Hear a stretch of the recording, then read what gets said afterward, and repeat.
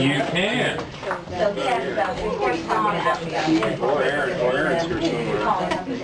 I don't think so. I think.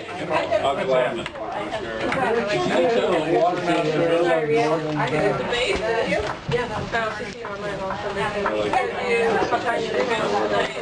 I'm sure Diana does.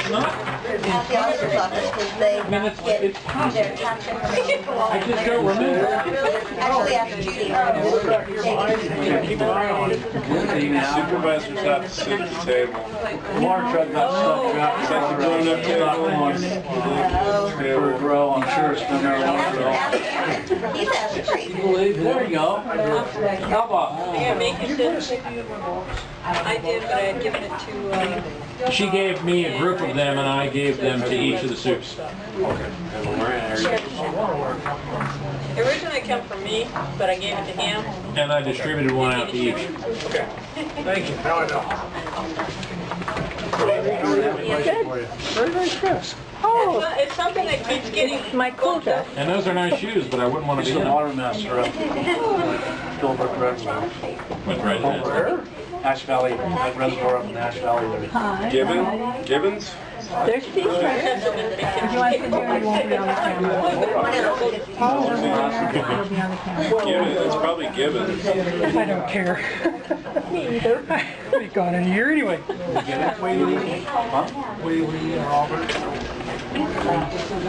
water people. So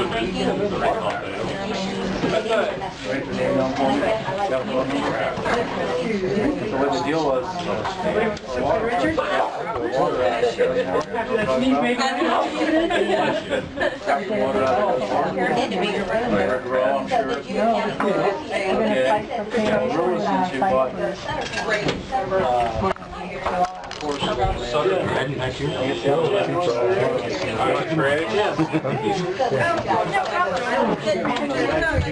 Water out of the reservoir showing and taking on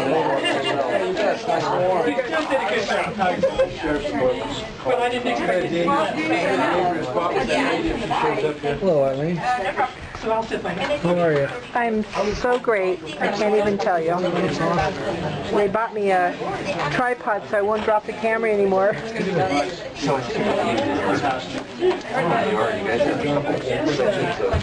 Radio tower. Might be able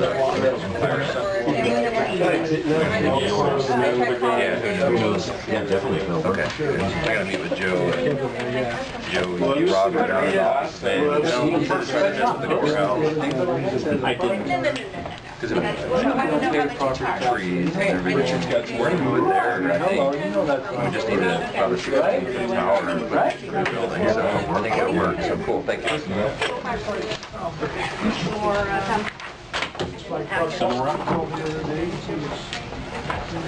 Let's call the meeting to order if we can. We've got a quick agenda. Hopefully we can be out of here by about 10 to 3 so that those of us who want to go to the groundbreaking for the new pool can do so. So we'll start off with introductions.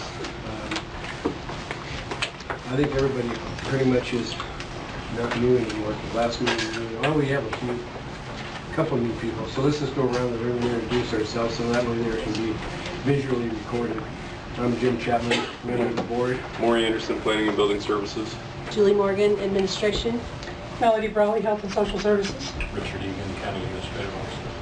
Regina Schaub, Administration. Nancy Cardenas, Treasurer Tax Collector. Aaron Albaugh, Supervisor. Craig Gentile, Department of Weights and Measures. John Bino, Sheriff's Office.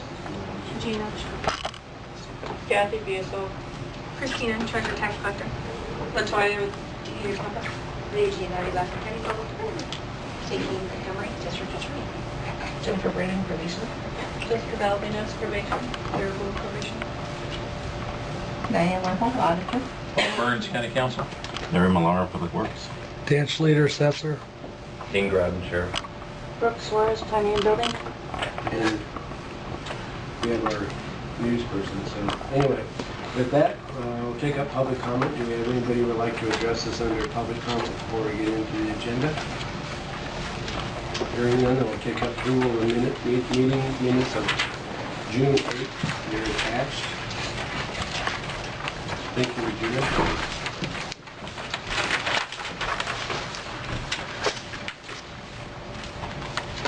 Aaron? Second it. No further discussion. All those in favor say aye then. Aye. Opposed? Motion's unanimous. Budget status update, Mr. Egan. Okay, I'm gonna try to get out of here, so we'll dispense with some of the lengthy discussions. The state has adopted a budget. We're still trying to ascertain exactly what that means, but I know Julie's got some information. She's looking through it on that. Hopefully, that's early this year, so earlier than normal, so that should put us in position to. Have they got all the trailer bills adopted? Usually they have to have the budget done by June 15th, but the trailer bills can go Some, on but not all. 2-3 weeks. I think the ones that I've seen, there's some minimal funding for Williams Snack, $2.5 million, which is what, 2,500 times better than last year, but still not that great. A couple other minor things, but we're still analyzing to see what exactly is in there. We had put on the agenda to discuss the reclassification reorganizations today, but I want to put that off until next time. We're not quite ready, and I think that's going to be a lengthy discussion. In the meantime, the sheriff and I think council and a few others are going to meet on Friday on some specific public safety issues, which we'll bring back. Julie, do you have anything to add? And Julie was gone last week, so we're a little bit short on this agenda, but I don't know if you had anything to add.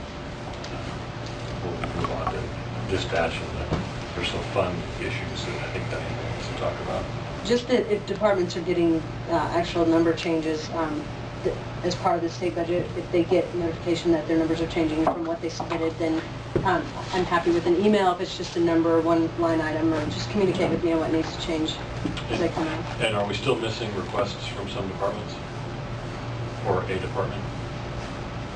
I have put in numbers for some, and there's some that are still in progress. So who has yet to submit a request?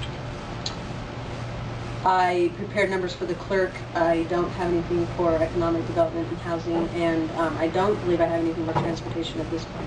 It's 588. I don't have anything for 588 either. They met yesterday and came to some agreement. I don't know what it was. but- Diane and I are going to be working on 588 and So just for the minutes, so the clerk hasn't submitted budgets for any of her budget units, but we're preparing them in lieu of that. Is that correct? I have input numbers for it. Okay. And what was the other department? The transportation? Is there? You should have them, but I'll verify that. The 570? Yes.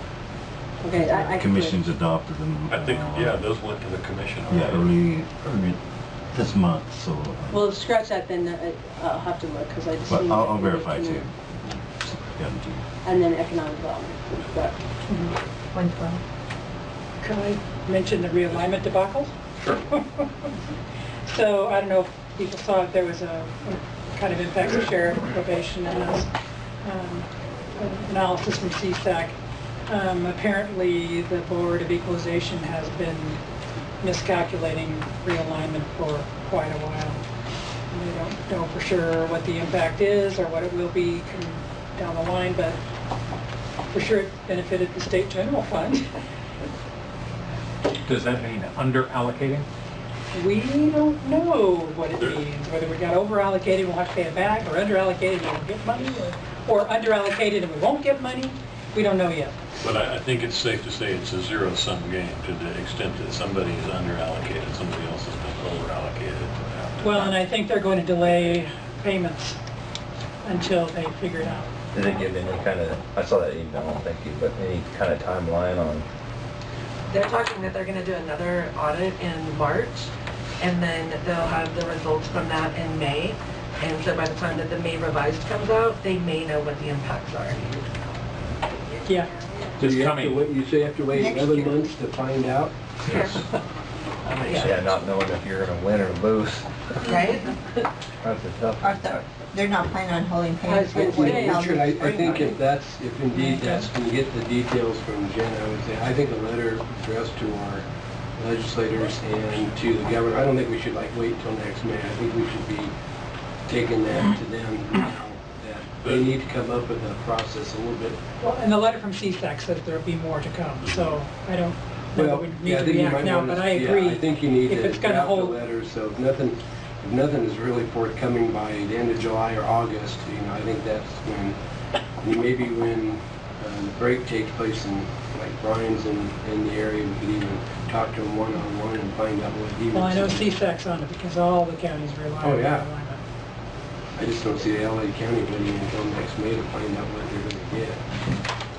Depends on, but they may know before. They may have known all along that the Board of Equalization was doing it incorrectly too. They've got some pretty sophisticated people down there. Yeah, I'm working on it. Okay, any other budget, state budget? Let's move on to, do we have anything other under the budget? That's just a placeholder. Take up discussion of pending items with budgetary impacts. First one is dispatch budget expenditures. I guess John that's has to John. have this placed on, so. I've only got a handful of these for the primary budget committee members, but I'll give a quick summary. As most of you know, we are in the midst of upgrading our 911 system. The state, or the way that system works is there's a surcharge that goes on hardline phones across the state. It builds up essentially a bank account, and every X amount of years, in theory, there should be enough money for us to get all new equipment. So the 911 equipment that's in place, the last time we were only eligible for a freshening up, as it were. So they reconditioned our stuff. So this time we're online for all new equipment. So the good news is there's about $255,000 worth of money in the bank for that project. The bad news is as this technology gets more and more expensive, it's going to take that plus to pull off this the project this time. So all of the primary 911 equipment, those checks are written at the state. That money will never come here. We don't have to pass it through. We don't have to wait for reimbursement. So that's the good news. The difficulty is some of the other stuff, like the mapping piece that goes with 911. So if somebody calls 911 from a cell phone right now, we get lat and long. We get a really good idea where the call's coming from. So the new GIS piece, we have to front that money. That's about 23 grand. That's already in the state's payback plan for us, and so that money we will definitely get back. The other stuff is the stuff that we can't. Well, we could recoup, but all of the money gets gobbled up with the new 911 positions. So we talked about this last year. We thought this project would be moving ahead. We actually thought we were going to get this knocked out in 15, 16. But with the way we put this project together, it's a joint project with Plymouth County Dispatch Center. We are going to link our two dispatch centers via fiber optic from here to Quincy. And of course, the advantage there is Plymouth is in the same boat we're in. There's a lot of times they only have one dispatcher working in the wee hours of the morning. And sometimes that's plenty, but it's only plenty until there's a critical incident or there's a car wreck or first thing in the morning there's a puff of smoke on Diamond Mountain and that dispatch center detonates. So it's really challenging to staff that, and they're in the same boat we are. They have one dispatcher a lot of times. So by linking the two dispatch centers, what that's going to give us the ability to do is call Plymouth and say, hey, we're all alone, we have a big event, can you help us out? And they will be able to functionally click a tab on their screen. And our radio controller was all done by one software vendor. And so the dispatchers could touch a button on the screen to activate a mountaintop repeater to talk all over our county, touch a different button on the screen to pick up a 911 call. None of the new generation, next gen 911s have that capability. They've split that function out between radio and 911. So as we move ahead, the system we have, they'll be able to decommission the 911 piece of it, and we'll still be able to use that in the immediate term for radio control, but we're going to have to get a new radio controller. And although we talked about it last year, because of all of the intricacies of the joint project, it's just we're not set for cutover now until October. So we have a few things that we're going to have to get knocked out between now and October, and hopefully we have a budget by then, but some things we're going to have to just get done on a quicker timetable. So we didn't want to go to the board and ask for a partial budget adoption, because this really is an anomaly. This is a once in about every 7-8 year cycle where we have a purchase of this significance in the dispatch center. So what you'll see is in our equipment line, we have put a marker in for $172,700. Last year we asked for 75, we thought that, and we didn't end up needing it, we haven't spent it, so that's because the project is still incomplete. So just as a frame of reference, the 172 would account for a new radio controller, and again, that may be one of those things, I don't know if the radio control part, because that's $100,000 for the new radio controller. It has to be able to do it for via internet protocol, and it has to have the ability to multitask between two dispatch centers. And so that could be as much as 100. We just got a quick estimate today from Logicom, our vendor. Could be as little as 70. But either way, it's going to be a chunk for that radio controller. That also accounts for furniture. Obviously, the furniture in that dispatch center is as old as the equipment. Well, it's as old as our building. It's about 15 years old now, and it's just in a state that we need to replace it. And we really need to reconfigure the dispatch center and make it more user-friendly for multiple, simultaneous events that are going on. And so the furniture won't be reimbursable, but that furniture is about a $40,000 ticket for all new. And of course, those are consoles that are configured specific for dispatch centers. They are configured so they are in a sit-stand scenario, so somebody can either sit for 12 hours or stand for 12 hours or do whatever they need to do, because the desks will raise and lower, so people aren't blocked into either one or the other. So that's 40,000. We're going to have to reconfigure some of the electricity in that room to better set the room up. So of that 172, only 23 of that's reimbursable. Only the GIS piece. So we could spend as much as another $150,000 for the radio controller, for the furniture, for moving the electricity, and all of those things to retro that. And again, and obviously we know that's a ton of money. And sadly, every piece of that is general fund or public safety fund. But I would just stress that this is a once in a 7-8 year funding cycle. And the fact that we're going to have the new hardware, the new equipment, it's important that we make the step with the furniture, with the electricity, with the mapping, with the radio, to update that. I don't think anybody in this room has a computer system in their house that's 8 years old. And this stuff, and that's not by our doing. That's a function of the state and the way those things are funded. But the updates are mandatory, and there's just no good sense to not take care of the furniture, take care of the radio, take care of the mapping all at the same time. So everything will be on the same cycle, the same maintenance, the same warranty, the same replacement. So that's why we wanted to get in front of the committee today and see if there was any questions, because our plan is to push ahead and get on the Board of Soups agenda and ask for at least a partial budget so we can keep the project moving. Does the GIS that you guys require, is it the same thing as the planning department, that, because we just had the open the other day, are they interchangeable with the same company? I don't know what company you... It's Esri. I'd have to look. I just looked at the quote. Esri and Arc. No, it's different. It's probably different. Yeah, we just had that on the agenda tonight. So that 172,000 is what you're talking about? Yes. The full amount? Yes. And then Richard, the next piece of that question is going to be how we want to address that from really from a reimbursement standpoint with the city. We've continued trying to work out the chinks with. We met with the city administrator and the interim police chief to talk about trying to get that contract advanced. I know that was one of Jared's concerns before, that if we throw down 172, the county throws down that kind of money.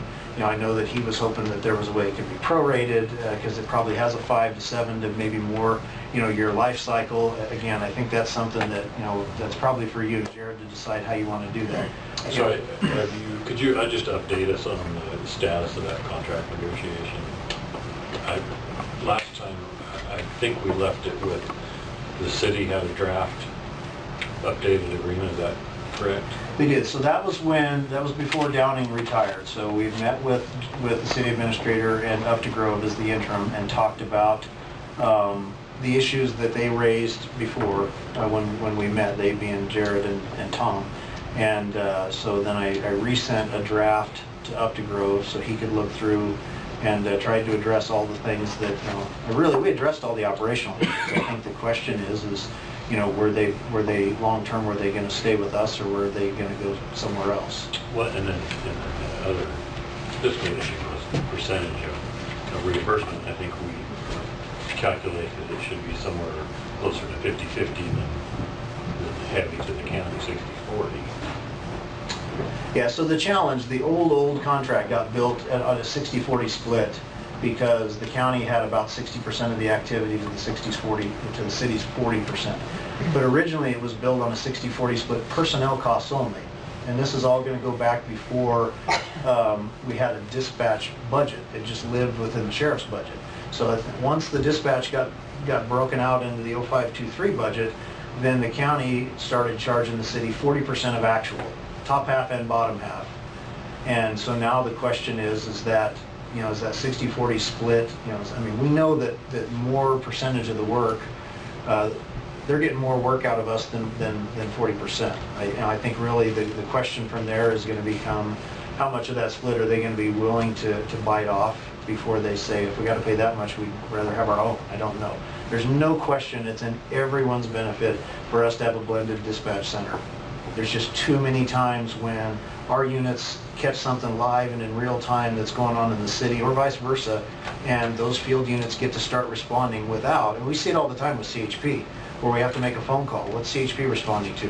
What are we going to? And all of the delays that happen, there's just no question that's essential. And I don't know if they're going to really dig in and try and take that somewhere else. That'd be a huge mistake operationally. So I don't know. I don't know how that percentage is going to break out. Well, so we've rehashed what you just said at least 4 or 5 times with the city. And I think we need to somehow get off center, and that means perhaps the chairman going to the mayor, or me going to the city manager again, or you guys working through the police chief. I think at some level we need to get back to the table and reach an agreement on that dispatch service. And I was hoping that we were already closer than, I guess we're no closer than we were a year ago. No, I think originally the city thought that they were going to renegotiate it and get a better deal, but the stats are in our favor. And since that was discovered, they've just been delaying. But I think we'll talk about some strategies. But part of it, we haven't had a plan to reapproach the city. I was waiting until after this election, though. Would you, either of you, be opposed to me requesting the city administrator to place the agenda on the city council item and go and discuss it? That's fine.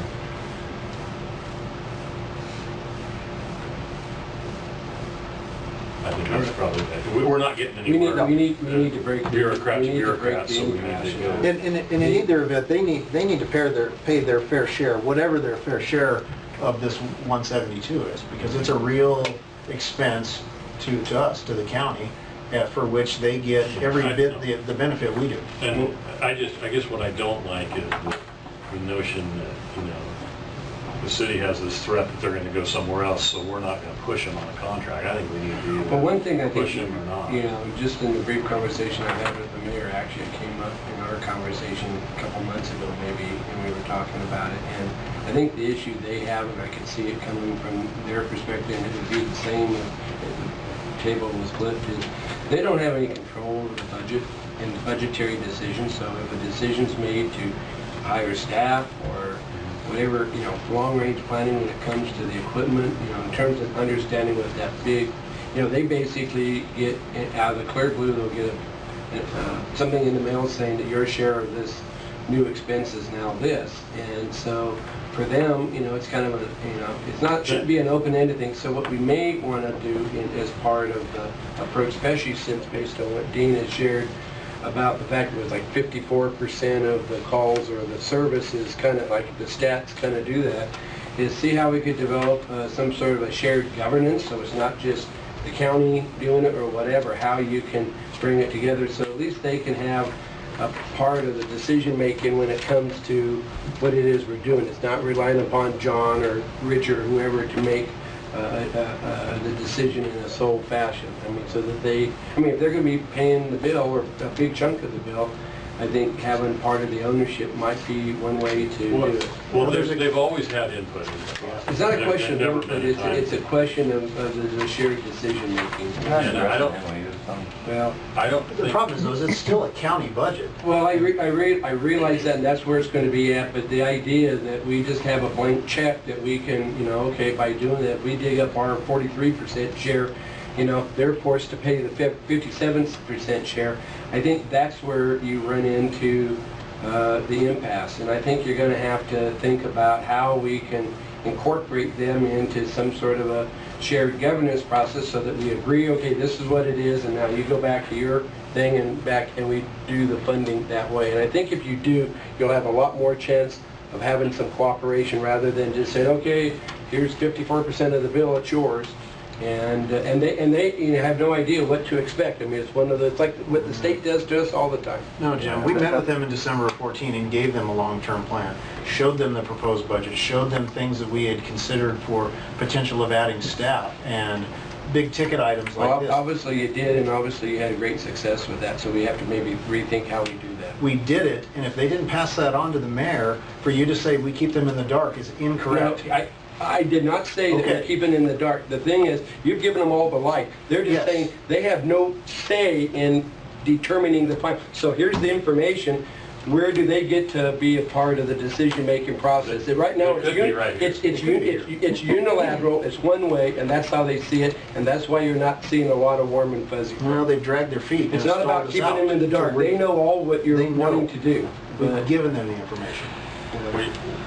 we can extend the invitation again for them to participate in the Yeah. budget process, but I would recommend against a Sure. shared governance because I think it's important that the sheriff short control is involved. of some personnel changes, I don't think you're going to see a lot of help out of me.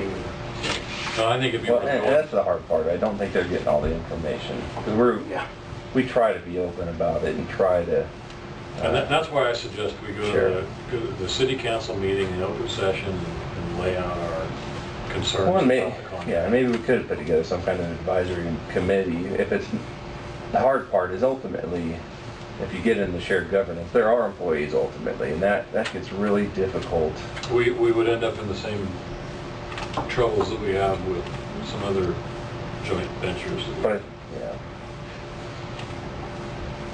Well, you know, and I tell you, one joint venture that we're going to be dealing with in about a half hour, a part of the animosities that some of us have towards it is because of the unilateral decision-making made by one party. So flip the shoe around, and that maybe is how they feel about dispatch. So, you know, it works both ways, and you know, from Aaron and I's perspective, I'm sure from I'm just saying is that the fact that, you know, this has been going on for almost 2 years now, I just find this kind of unbelievable. So anyway, hopefully we can get everybody together. So let's try to work it out because we need to have their involvement and support, and we need to actually implement the plan. Whether we do it by ourselves and we don't provide them services and we just pay for it for our share, that's it. That's how we wind up going. We go with it. How difficult, John, would it be to update the data as far as the proration? Not bad. We did it when we first started talking about it, Richard. Remember, we put all that together, the kind of most recent 3-year history, the first time we got together with Jared and Tom.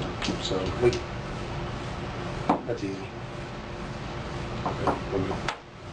Might call volume.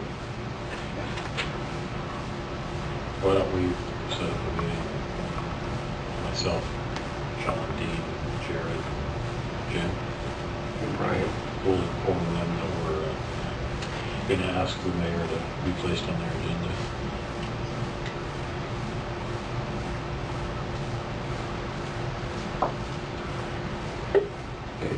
That, yeah. And I agree. And then maybe we could put together some kind of like advisory group, you know, with a couple of members of the city council where we could meet periodically and update them. That way we can take the roadblock out of the way.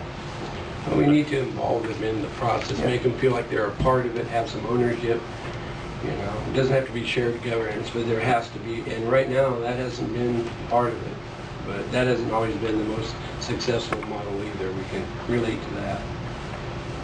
Okay, any other comments or discussion on dispatch budget expenditures? Thank you, John, for being the bulldog you are. Okay. Reclassification, reorganization, you're going to continue that to the next agenda. So do we have any other? We do. Okay. I think Diana and Julie wanted to talk about Fund 588. Yeah, we wanted to talk about Fund 588 Business Parks and 178 389 loan program. Basically, organizationally, we've kind of just let those two programs shrink to not being operable, but we haven't officially taken any action to close them or to move to close the enterprise program. Maybe to back up just a bit, 588 is the business parks fund, and 179 is the... 178 is the... pre-89 loan, economic development pre-89 loan. Which is the discretionary CDBG money, is that correct? Correct. So with the business park, we transferred a portion of the business park operationally to the sheriff's department. Correct. But there still remains a portion of the park that Public Works is operationally in charge of, Right. the rest of it. They've been paying everything out of their budget unit, nothing's been coming in at 588. There is Over in an, Westwood, right? In Westwood, right. there was an advance from the from Fund 178 to 588 for $20,000 that there's enough money right now in 588 that we can pay back that loan. So then it becomes a decision as to where the money in 178 will go, whether it goes back to general fund, whether it goes to 112, and that's a board decision that needs to be made. Well, since the general fund is basically the one that has bankrolled any of the failed efforts in the past, if there's any money that's surplus, I'd be in favor of sending it over to the general fund rather than reprogramming it into another initiative. Is that the 178 money restricted in some way? I thought that was the non-programming. Non-programming? And how much is it? Right now, there'll be 20,000 when we pay off the loan. When 588 pays back. Yeah. There is additional money that'll be left in 588, and basically that's concession money that came in, or rent money that came in this year, then that can go to Public Works.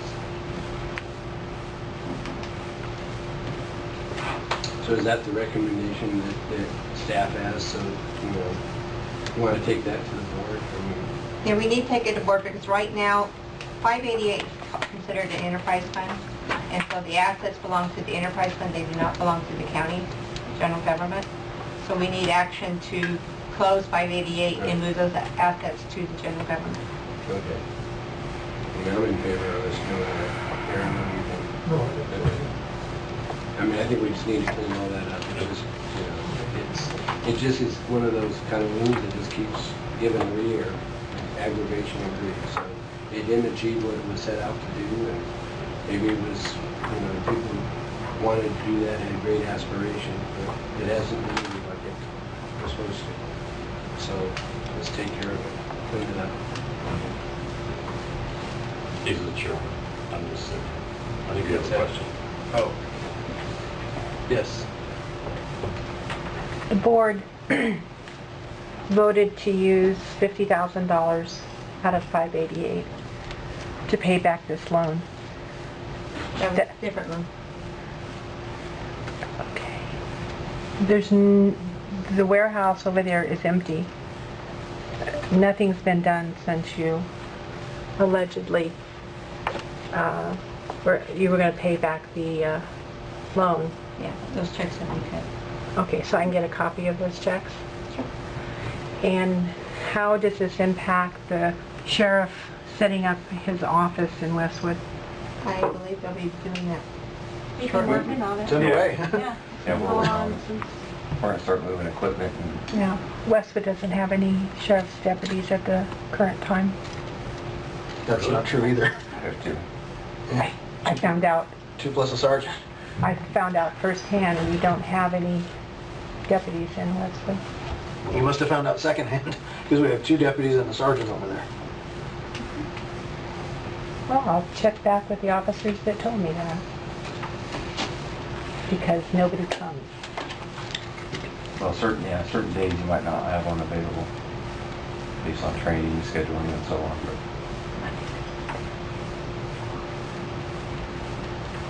Okay. Does that answer your question? Yes, thank you. Okay. So do we have any discussion or question on this item? Do we need to take an action or just forward the recommendation as a consensus from the committee? I think that was the intent, was just to get a consensus Yeah. for the board of supervisors. Yeah, they'll come before the board. Sooner, as soon as you can arrange it. Probably want to try to do that to close out with the June 30th this year. Yeah, I mean, if we can get it on next week's agenda, that's Well, probably yeah. the thinking, but Yeah, you have tomorrow's the agenda meeting, so I think you can get that accommodated. You know the right people. Okay. Anything else under other? Aaron, I just had a question. You're going to RCRC? Yes.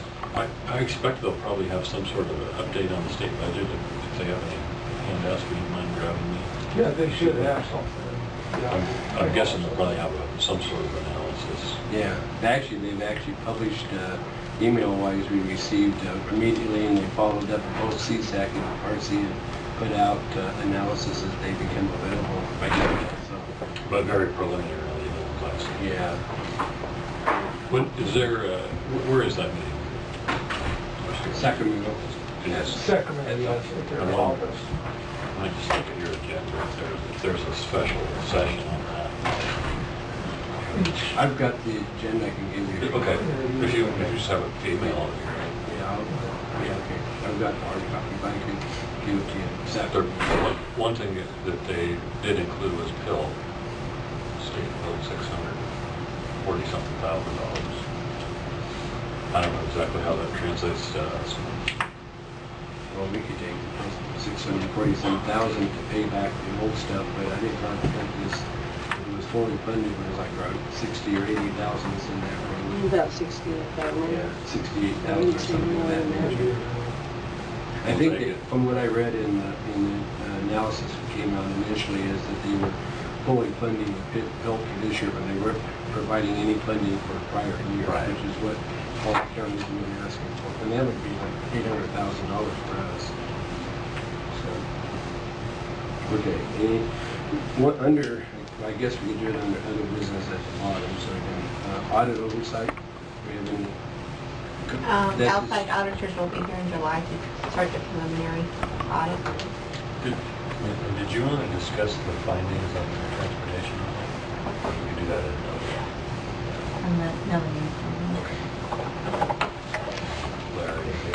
Legislation, do we have anything under legislation?